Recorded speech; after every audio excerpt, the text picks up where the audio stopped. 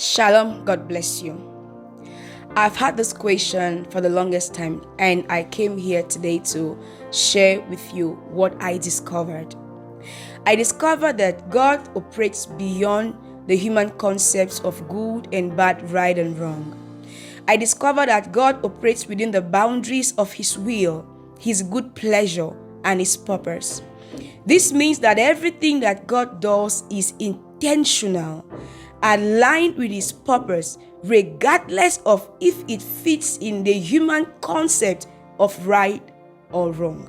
This could also mean that everything that God does is to fulfill His big agenda, and sometimes it might not fit into the human concept of what is right and what is wrong.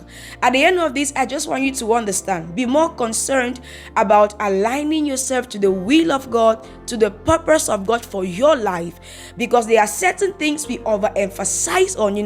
I'm not saying that God, your good deeds or your bad deeds doesn't have consequences. You must understand that everything we do on earth has its consequences.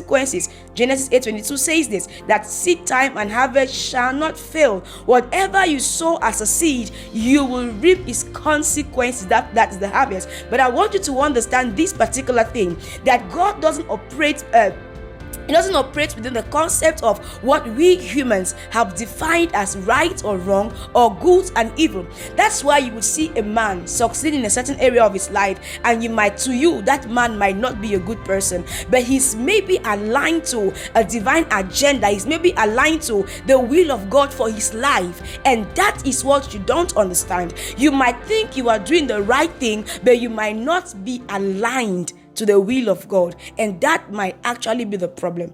You must understand this, that the Lord operates within the boundaries of His will, His good pleasure, and His purpose. God bless you.